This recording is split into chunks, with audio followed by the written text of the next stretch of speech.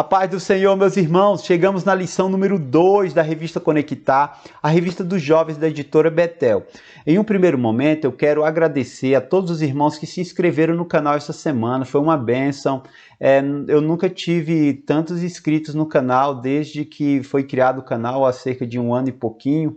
Então, é um canal pequeno, mas eu quero agradecer aos irmãos pela confiança. Isso nos motiva porque significa que estamos sendo útil aos irmãos. Sei que preciso melhorar muita coisa, mas dentro daquilo que a cada dia eu vou desenvolvendo, que Deus vem me dando uma direção, o Espírito Santo vai direcionando, assim nós estamos fazendo. E eu agradeço a sua confiança e espero que outros se inscrevam no canal, porque nem sempre eu sei que tudo que eu falar aqui talvez não seja útil a você, porque talvez você tenha uma bagagem maior do que a minha, eu já está mais preparado dentro do assunto, mas eu creio que alguma coisa ou outra sempre tem a agregar a sua aula, e eu busco isso, trazer sempre algo para que possa contribuir para com os irmãos, amém? Que Deus abençoe nossa escola bíblica, que Deus abençoe as nossas classes de jovens, amém? Que Deus seja louvado pela porta que está aberta aí da sua igreja no domingo de manhã para ensinar a palavra de Deus, amém? Meu desejo é que o Espírito Santo esteja sobre sua vida, que você seja uma tocha diante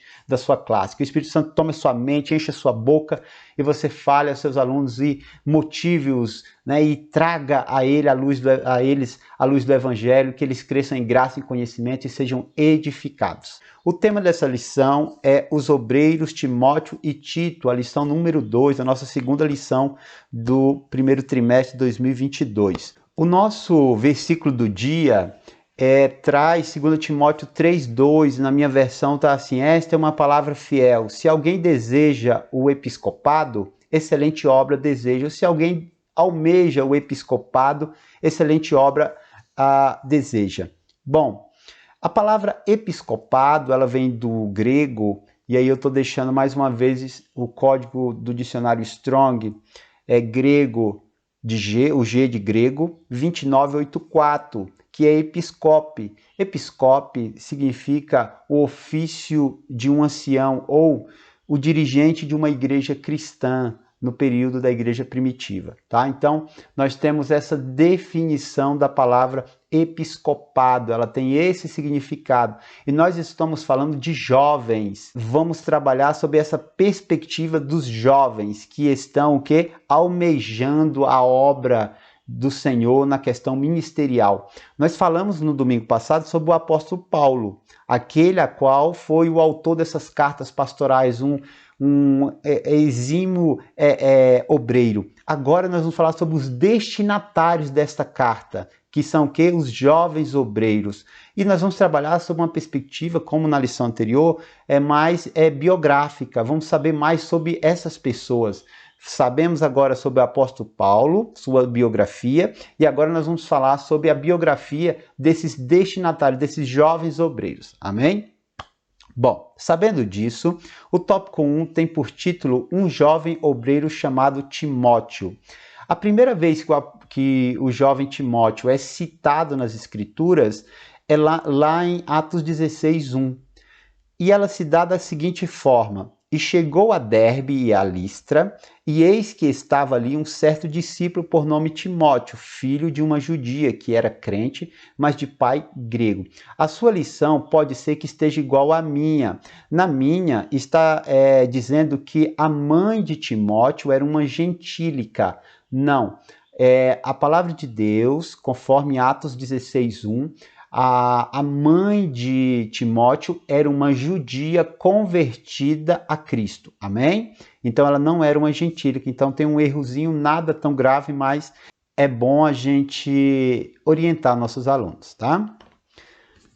1.1 vai dizer o seguinte: a educação de Timóteo. Timóteo estava numa cidade chamada Listra. Essa cidade hoje fica naquela região ali da Turquia, tá? Onde era a Ásia Menor. Então, a sua conversão, a Bíblia não diz, mas a história, a tradição diz que ele se converteu entre 13 e 15 anos, tá? Mas isso é a tradição que diz, não é uma afirmação da palavra de Deus, tá? O seu nome significa honrando a Deus. E a sua filiação, os seus pais possui uma etnia por parte de pai grego e por parte de mãe judia, tá? Alguns historiadores ou até mesmo teólogos dizem que o pai de Timóteo não é citado o seu nome, não é dado tanta ênfase a ele, porque é possível que ele já tenha falecido durante esse encontro do apóstolo Paulo, tá? Mas isso são o que os teólogos dizem, ou seja, é uma teoria, tá? Mas é bom colocar isso para os alunos, tá? A fim de informação. O discípulo Timóteo, a sua mãe se chamava Eunice e a sua avó Lois. Essas foram responsáveis por conduzir o jovem Timóteo dentro desse nosso conhecimento cristão, de mostrar para ele a Cristo, de mostrar para ele o Evangelho. E entra o apóstolo Paulo. Agora o apóstolo Paulo, ele trabalha com mais ênfase nisso, de forma que ele tem esse Timóteo, esse jovem Timóteo, ele tem agora um apoio dentro da sua educação da eclésia, ou seja, da igreja, na pessoa dos obreiros da igreja, no caso o apóstolo Paulo, que é considerado o seu pai na fé. E aí nós podemos compreender que esse encontro com o apóstolo Paulo, o Timóteo teve esse encontro com o apóstolo Paulo, mediante a chegada do apóstolo Paulo à sua cidade, tá?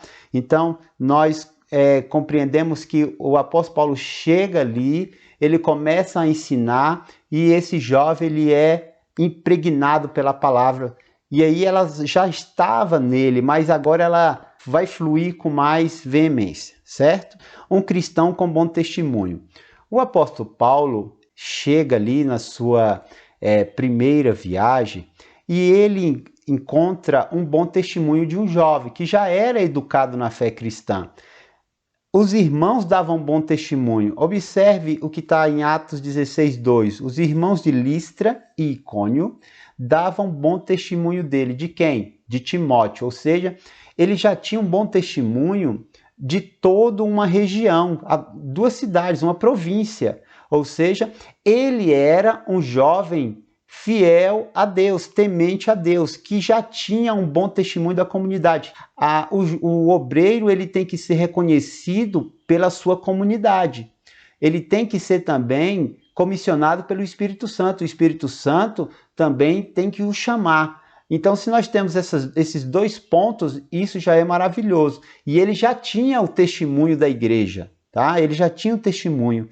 E aí o próprio apóstolo Paulo dá testemunho dele lá em Filipenses 2, do 19 ao 22, o apóstolo Paulo fala que não tenho ninguém como ele, ou seja, ele dá um testemunho de Timóteo de uma forma que, olha, esse jovem, ele realmente é alguém diferenciado dentro da nossa comunidade, ele é alguém diferenciado dentro da sociedade.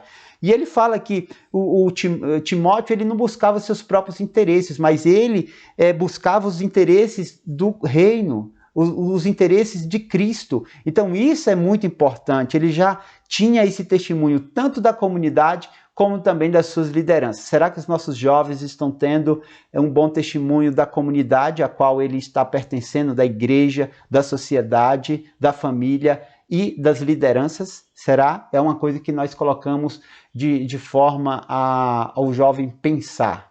Um cristão com bom testemunho, comunidade, Atos 16:2 e liderança, Filipenses 2:22. Ou seja, esses testemunhos são muito importantes desses grupos, né? Porque traz uma afirmação do ministério de alguém. 1.2, a chamada e o ministério de Timóteo. O progresso ministerial. Em um primeiro instante, Timóteo começa como um companheiro. Ele parte, aí em Atos 13:13 diz o seguinte: partindo de Pafos, Paulo e os que estavam com ele chegaram a Perge, na Panfilha, mas João, apartando-se dele, voltou para Jerusalém. Alguns teólogos dizem que Timóteo foi chamado para acompanhar o apóstolo Paulo na segunda viagem porque houve uma vaga de Marcos. Marcos desiste na primeira missão, na primeira viagem do apóstolo Paulo, e ao desistir, o apóstolo Paulo ele não fica satisfeito, mas na segunda viagem, que agora o apóstolo Paulo vai com Silas, Barnabé vai com João Marcos para o Chipre, mas Paulo vai com Silas e Timóteo para a sua segunda viagem missionária e levam o jovem Timóteo. Então, nesse primeiro momento, o seu progresso, primeiro ele se converte, é educado pela sua família, pela sua mãe, pela sua avó, ele se converte, tem bom testemunho dentro da sua comunidade, agora ele passa a ser um companheiro de um grande missionário, de um apóstolo. Esse é o primeiro passo, um dos passos da sua vida ministerial. Depois, como mensageiro, ele leva uma carta, a primeira carta à igreja de Corinto, uma igreja problemática, complicada, mas ele não obtém bom êxito, porque a igreja continuou com tantos problemas que Paulo teve que escrever uma segunda carta. Então, e já nós vamos saber quem foi que levou essa carta. Aqui nós encontramos que nem sempre na jornada ministerial nós vamos obter sucesso em tudo, mas também os insucessos servem para o nosso aprendizado. E isso tem que ser colocado para os jovens, porque o jovem pode se frustrar num primeiro instante devido a uma dificuldade, devido a uma barreira. Então é colocar para ele que a vida ministerial ela também passa por percalços, por insucessos, porém basta permanecer. Se não deu certo agora, vai dar certo depois. Se não deu certo aqui, vai dar certo ali. Assim é a vida de um obreiro. Amém? A sua chamada ministerial, quando ele é imposto as mãos sobre ele, nós encontramos lá em 1 Timóteo 4,14, onde o apóstolo Paulo diz para ele não desprezar o dom de Deus que há nele. Qual é o dom que há nele? Um dom ministerial, o dom para a obra. E o apóstolo Paulo e os presbíteros imporam as mãos sobre ele, de forma que ele recebeu esse dom, ele tem a aprovação da igreja, ele tem uma posição ministerial dentro da igreja. E o apóstolo Paulo está falando para ele não menosprezar isso, muito pelo contrário, valorizar, lembrar desse dia. Em 1 Timóteo 1,3, nós encontramos esse Timóteo já como um pastor aonde? Na igreja de Éfeso. Lá em Éfeso, ele tem um bom êxito. Lá em Éfeso, ele consegue exercer seu ministério bem, certo? Bom, as dificuldades de Timóteo. Ele tinha algumas dificuldades. Primeiro, a sua saúde. Lá em 1 Timóteo 5,23, nós vemos o apóstolo Paulo falando sobre a sua saúde. Ele tinha um problema de estômago, né? Ele era frágil, o seu corpo era debilitado. Então, nós encontramos uma preocupação do apóstolo Paulo com a saúde de Timóteo. Ele tinha essa dificuldade. Outro problema é que ele estava tímido, ele estava com um problema de timidez. O apóstolo Paulo estava preso, e aí nós vamos encontrar lá na segunda carta, o apóstolo Paulo preso, e agora parece que Timóteo fica envergonhado de ter o mestre preso, de ter o seu líder preso. E o apóstolo Paulo manda uma carta para ele, para que ele se anime, para que ele não entristeça, para que ele exerça seu ministério com alegria, não com timidez, mas com coragem. Então, esse era um problema. O outro problema era a sua juventude, porque havia pessoas mais maduras, mais velhas dentro da igreja e não estavam nesta posição ministerial a qual Timóteo ocupava. Isso incomodava as pessoas. É natural que haveria os falatórios, é natural que haveria as facções, é natural que haveria os levantes. Então, o apóstolo Paulo manda para ele uma carta e fala assim, ninguém despreze a tua mocidade. Tu és um obreiro, tu tens a nossa aprovação, tu és um jovem que foi apresentado ao ministério mediante a nossa imposição de mão, mediante o Espírito Santo. Então, exerça seu papel, independente se estão achando ruim ou não, se estão querendo a sua posição, mantenha a sua posição, segure firme, porque você não está aí por qualquer um, você está aí pela obra do Cristo ressurreto. Então, nós temos que colocar isso para os jovens, que muitas das vezes o jovem fica tímido, porque há muitos velhos, anciões dentro da casa, e às vezes eles não aceitam um jovem exercer, Muito pelo contrário, nós que estamos numa idade maior do que os outros, temos que incentivar os jovens a exercer o ministério, mas a casa tem muita gente, e gente de todo tipo de conversão, ou seja, de progressão. Uns não aderiram ainda ao evangelho na sua essência, estão em um processo ainda, mas é necessário colocar para o jovem, para ele não se intimidar, para ele, se ele está convicto daquilo a qual a palavra está dizendo, se ele está de acordo com a sua liderança, se não está sendo rebelde, se foi a liderança que o colocou ali, que ele exerça com maestria seu ministério, sem nenhum tipo de timidez, sem nenhum tipo de constrangimento. Exerça o dom de Deus que há em ti. Essa é a mensagem que nós temos que passar para os nossos jovens, para que eles possam ser incentivados, né? E não morrerem logo ali no início, como uma tartaruga que sai do ovo ali na praia e vai em direção ao mar e às vezes nem consegue chegar em alto mar porque é devorado pelas feras. Nós não devemos nos recuar diante das feras. Então, vamos em frente, porque maior o que está conosco do que o que está com eles. Amém?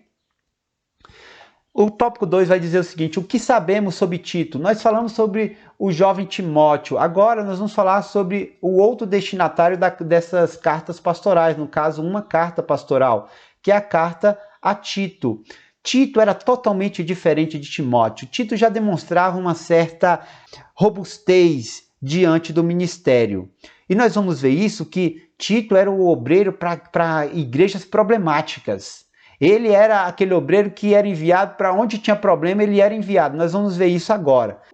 Poucas informações nós temos sobre Tito, mas a sua conversão se dá mediante o ministério do apóstolo Paulo. Tito é um filho na fé do apóstolo Paulo. Ele é companheiro de Paulo e Barnabé no final da primeira viagem. Ele já está acompanhando, ele chega até mesmo em Jerusalém com o apóstolo Paulo. E aí nós vamos observar lá em Gálatas 2:1 que diz o seguinte: depois, passado 14 anos, subi outra vez a Jerusalém com Barnabé, levando também comigo Tito. Ou seja, no finalzinho da primeira viagem, quando o apóstolo Paulo volta para Jerusalém, Tito acompanha. Esse Tito, ele não apenas fica convencido com a sua conversão. Não, ele quer mais. É possível que ele tenha uma maior idade, que ele seja um jovem, mas que ele tenha uma maior idade em relação a Timóteo, ok? Mas isso nós não podemos afirmar. O significado do seu nome também é muito incerto. Há muitos tipos de significados. Eu separei o que está mais comum, o que é mais aceito, tá? Que Tito significa honrado ou respeitável. Amém? Seguindo adiante, aqui no tópico 2.1, um jovem transformado. Tito, a sua etnia era grega. Ele não era um prosélito. O que é um prosélito? Era alguém que era um gentio que era convertido ao judaísmo. Não, ele não era. Ele era um legítimo gentio, um grego, ok?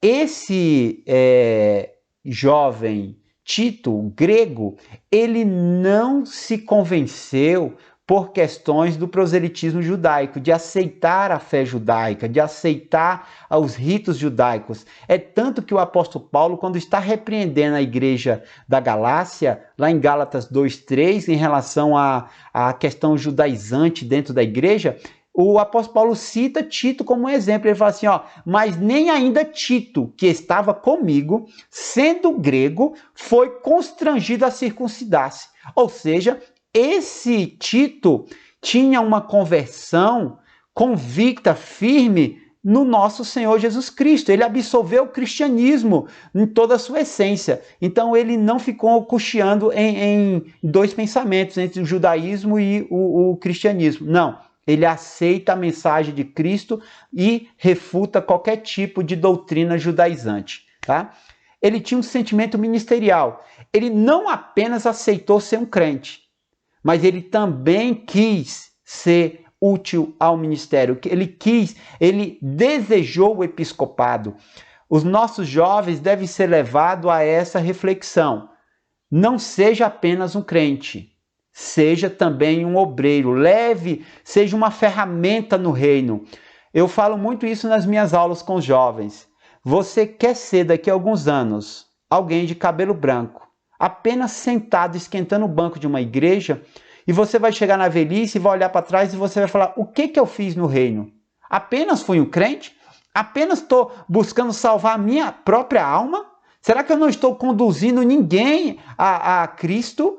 Então, não se arrependa, não crie uma situação para que você possa depois viver uma velhice de tormentos pela sua consciência, em se arrepender de ter perdido tanto tempo. Ou seja, desperta o dom de Deus que há em ti, em nós. Vamos trabalhar no reino, vamos incentivar esses jovens para que eles possam caminhar junto, chegar até o ministério e ser a nossa liderança amanhã. E aí eu falo, eu não quero ser pastoreado por pastor fraco. Eu falo sempre isso para os jovens. Eu não quero ser pastoreado pelo pastor fraco. Não venha com fraqueza me pastorear, não. Eu quero um pastor que me conduza na minha velhice, que me pastoreie, me oriente, me traga a palavra. É isso que eu quero, eu coloco isso para os jovens. Quando eu falo isso, eu estou colocando responsabilidade neles. Amém? Coloque isso nos seus jovens também.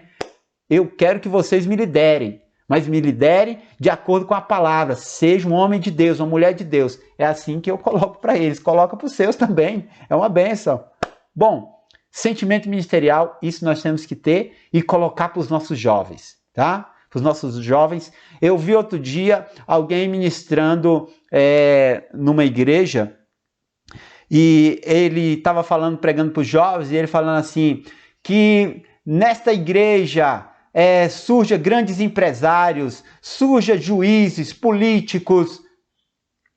E eu fiquei olhando, ele não citou que nessa igreja surja pastores, surja obreiros e obreiras para trabalhar na obra do Senhor, que surja presbíteros, que surja diáconos, que surja evangelistas, missionários. Não, ele focou simplesmente em questões materiais. Isso é pobreza. Isso é trazer maldição sobre os nossos jovens. Que eles tenham, que nós possamos ter nossas posições lá fora, mas que nós possamos ter também esse mesmo desejo, esse ímpeto de querer ter um ministério. Amém? Aprovado pelo nosso Deus. No tópico 2.2 vai dizer o seguinte: um obreiro dedicado e obediente. O Tito era esse obreiro, dedicado e obediente. A vivência ministerial. Tito era um obreiro que tinha uma vivência. Essa vivência, ela se deu pela sua jornada, sua caminhada ministerial. Ali, ao lado do apóstolo Paulo. Ele viu os grandes problemas da igreja, ele viu as grandes dificuldades da obra missionária, ou seja, a vivência ministerial tem muitas situações, ela sempre está em um dinamismo, ou seja, não é porque agora você assume uma posição que está tranquilo, você vai voar em céu de brigadeiro. Não, a obra de Deus tem problemas constantemente, e os problemas são para os obreiros resolverem, amém? A igreja é dinâmica, tem muita gente diferente, vários tipos de pensamento, comportamento, temperamento, ou seja, é dinâmica e necessita que tenha obreiros capazes para gerir toda essa situação, não só dentro da igreja, mas também lá fora, porque a obra missionária, ela continua, amém? Bom, um obreiro casca grossa. Eu coloquei esse termo casca grossa de propósito, porque Tito era o obreiro que era mandado para os lugares mais complicados. Primeiro, ele foi mandado ali para levar uma carta para a igreja de Corinto. Timóteo tinha levado a primeira carta, a igreja não ouviu, continuou em seus problemas, mas a segunda carta, o apóstolo...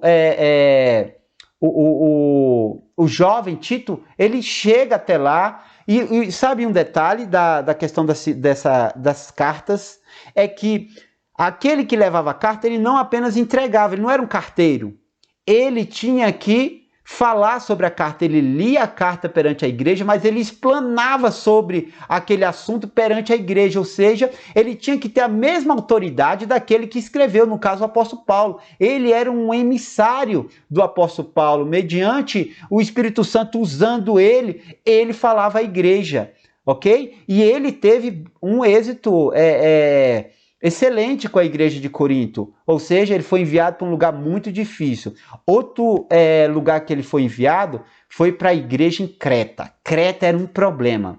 Creta vivia sob aquela perspectiva da democracia grega, né? E eles não aceitavam muito essa questão de liderança. Eles eram violentos, preguiçosos. O apóstolo Paulo chega a dizer que eles eram preguiçosos, só queriam comer. Uma gente complicada que não recebia bem os estrangeiros, ou seja, era um povo desordenado. E quem é que é enviado para lá? O obreiro casca grossa, Tito. Tito vai para lá para colocar as coisas em ordem. E aí nós encontramos Tito 1,5, o seguinte texto: por esta causa te deixei em Creta, para que pusesses em boa ordem as coisas que ainda restam, e de cidade em cidade estabelecesse presbíteros, como já te mandei. Ou seja, ele foi para aquela região de Creta para organizar, colocar presbíteros, para organizar a igreja. Este é o obreiro que resolve problema. Será que nós seremos esse obreiro para resolver problemas? Ou será que os nossos jovens não serão esses obreiros para resolver problemas? Onde o fogo mais inflama, eles serão enviados? Fica a indagação. É uma coisa muito séria. Então, era um obreiro que tinha essa característica, uma característica importantíssima para a igreja, porque o obreiro ele não pode esperar simplesmente o caminho feliz da coisa. Ele está sempre com um pensamento sobre o que pode dar errado, o que pode ser, qual as artimanhas de Satanás, onde ele pode se levantar. O obreiro tem que ter esse discernimento, e Tito tinha esse discernimento e tinha essa sabedoria do Espírito Santo para gerir essas igrejas problemáticas. A devoção ministerial. Tito absorve a sua fé com muito ímpeto, mas também ele busca também o ministério, buscar o ministério, não sermos crentes apenas conformados que esquentam banco. O problema da maturidade dos jovens atuais. Os nossos jovens atualmente, eles pensam porque tem muita informação, eles são melhores do que os velhos da igreja. Não.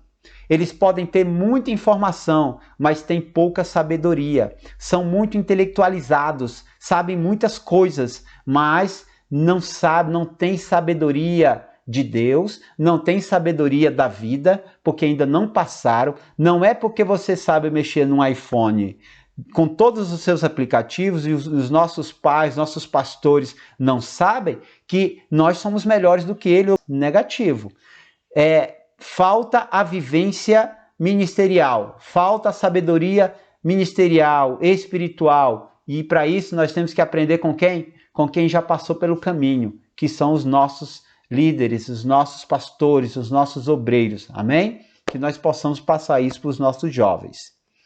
O tópico 3 vai dizer o seguinte: a importância do mestre. Eu separei essa frase da mulher que ganhou um prêmio Nobel de Medicina em 86. O nome dela, ela é uma italiana, e o nome dela é Rita Levi Montalcini.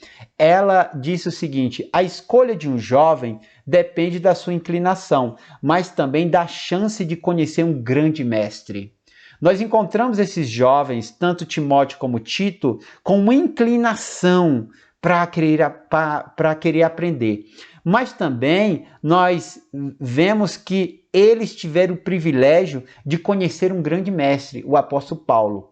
E quando eles conhecem esse grande mestre, o apóstolo Paulo, quem tem a ganhar? Eles. Porque coisa boa é você conversar com quem tem experiência, com quem sabe das coisas. Amém? Timóteo e Tito desfrutaram do momento e da presença do seu mestre Paulo.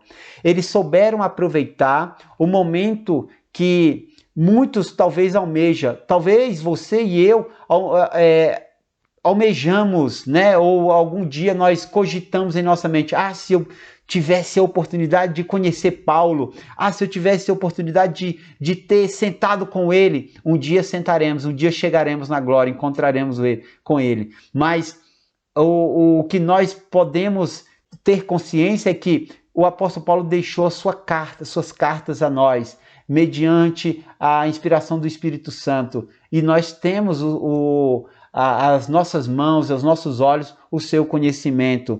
Então, estes obreiros, esses jovens, desfrutaram. Será que os nossos jovens estão desfrutando dos que estão à sua volta, dos mestres, dos obreiros que estão ali para ensinar? Será que eles valorizam isso? E aí eu coloco uma pergunta retórica mesmo, para pensar. Jovens, quais os seus mestres? Quem é o seu mestre? Os seus mestres estão dentro da sua igreja, estão dentro da nossa fé, dentro da nossa história cristã, ou estão exclusivamente no meio secular? Ou os seus mestres estão te levando para o inferno, ou estão te levando num caminho que vai chegar aos céus? Essas são as perguntas que nós temos que colocar, porque nossos jovens seguem muita gente nas redes sociais, sabe? E é bom nós colocarmos isso para eles. Quem que você está seguindo nas suas redes sociais? Será que o Espírito Santo está satisfeito por quem você está seguindo? Alguém que muitas das vezes menospreza e até luta contra a nossa fé? Tem que ser colocado para os nossos jovens. O 3.1 diz o seguinte: um discípulo eficaz. A palavra eficaz tem o seguinte significado: que tem a virtude ou poder de produzir algo, de ser produtivo, né? Os dons ministeriais de Paulo, eles foram eficazes para que o discípulo tivesse um bom aproveitamento. Quais foram os critérios para que esse jovem Timóteo, para que esse jovem Tito absorvesse esse conhecimento? Se nós olharmos para uma perspectiva da família de Timóteo, nós vamos observar que era algo que não era para dar muito certo, porque o casamento da sua mãe era um casamento misto, era um casamento de um grego para com uma judia. Lá em Jerusalém isso era muito complicado de se obter, mas a mãe de Timóteo fazia parte daqueles judeus da diáspora, daqueles que estavam espalhados pelo mundo. Então, lá era mais possível eles se casarem, ter esses casamentos mistos. Só que, como que esse jovem Timóteo ia ter um bom conhecimento, uma boa educação cristã, se havia uma dualidade de crença dentro da própria casa? Só que a igreja complementa isso. Nós podemos ter jovens, pessoas dentro de nossas igrejas com famílias que estão desestruturadas, falidas, mas a igreja está ali, como uma base para que complete essa falência ou supra aquilo que está faltando dentro dos lares. E aí entra o que nós falamos na lição anterior sobre Efésios 4:11, dos dons ministeriais, o apostolado. Ora, o apóstolo chega implantando a igreja, isso é importante porque a sociedade agora tem um lugar para congregar. Agora essa igreja, ela tem profeta. Os profetas agora vão o quê? Trazer orientação, vão trazer revelação, vão trazer um discernimento para a igreja. Essa igreja tem evangelistas, porque os evangelistas agora estão pregando o evangelho. Se não tivesse alguém para pregar para a família de Timóteo, e se não tivesse a família de Timóteo para pregar e ensinar para ele, para a mãe, no caso a sua mãe e a sua avó, como que esse jovem seria um obreiro que nós estaríamos estudando nos dias de hoje? O apóstolo Paulo foi um pastor para com Timóteo e também Tito, e como também para outros. Ou seja, aquele que cuida, aquele que traz orientação, aquele que está ali para enxugar as lágrimas junto. Ou seja, esse dom ministerial é importantíssimo. E mestre, para ensinar todos os dias, para que possa orientar. Então, a preocupação desse discípulo eficaz, ela estava também na sua liderança. A sua liderança estava cuidando. Sua mãe, sua avó cuidando. Depois o apóstolo Paulo cuidando. E assim, ele se tornou um obreiro que estava o quê? Produzindo coisas virtuosas. Coisas para o reino. Amém? Isso é importante. O 3.2 diz o seguinte: pastoreados à distância. Eu tive um professor que falava assim: a carta é a presença na ausência. A carta é a presença na ausência porque ali estavam os escritos do líder, do mestre, que estava orientando quem? As igrejas, orientando as pessoas. E isso é muito importante, a carta é a presença na ausência. O apóstolo Paulo zelava pela formação. Primeiro momento, formar. Ele chegava no lugar, ele trazia um ensino, estava trazendo uma formação, ele levava consigo como companheiro e ia ensinando a formação. O segundo passo é o desenvolvimento. A partir daquele momento, ele dá oportunidade para que o jovem obreiro, para aquele discípulo, exercer o que foi ensinado. Agora, esse jovem começa a desenvolver. E dentro do desenvolvimento, o apóstolo Paulo trabalhava a questão da permanência, de trazer orientações, de trazer incentivos, de motivar, de orar, de pastorear, ou seja, aqui nós temos um mestre que tem uma preocupação completa, ampla, formar, mandar para a questão do desenvolvimento e também manter. A permanência é importante. O divorciado mestre demonstra ingratidão e repentina ruína. Muitos dos jovens hoje em dia têm oportunidade de suas lideranças.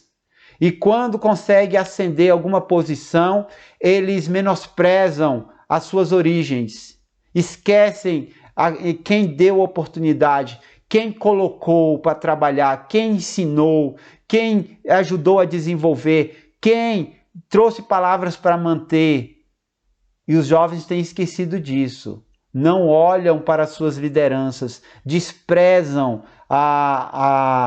aqueles que têm uma autoridade espiritual sobre aqueles que é enviado. Então nós temos esse problema nos dias de hoje. Não há uma relação maciça, mas sim uma coisa fluida, sabe? Sem muito compromisso, muito de usar, mas não de honrar. E aí Levítico 19:32 diz o seguinte: diante das cãs, ou seja, dos cabelos brancos, te levantarás e honrarás a face do ancião, e temerás o teu Deus, e eu sou o Senhor. Levítico 19:32. Nós temos que valorizar as nossas lideranças. O filho de Salomão, Roboão, ele perdeu o seu reino porque ele resolveu escutar os jovens e menosprezou os velhos, os anciãos. Estes têm muito a oferecer. Não podemos ser uma sociedade que descarta os seus anciões. A igreja, ela chegou até aqui porque homens de Deus trouxeram isso com muito vigor. E nós não podemos menosprezá-los. Não podemos remover os marcos antigos. O que eles colocaram é sábio. E nós devemos apenas replicá-los. Amém? Por mais que nós tenhamos uma habilidade melhor de falar, por mais que nós possamos saber mexer com tecnologia, não, mas nada substitui a sabedoria espiritual. Isso nós temos que colocar para os nossos jovens. Não vamos nos divorciar das nossas lideranças, vamos nos manter fiéis a eles, certo? De forma que nós possamos honrá-los e assim honrando também a Deus. Que Deus possa abençoar a sua aula. Se você gostou, se inscreva no canal, deixe seu like, comente, dê sua sugestão. Isso é muito importante, amém? Deus abençoe. Fique na santa e gloriosa paz do Senhor, meus irmãos.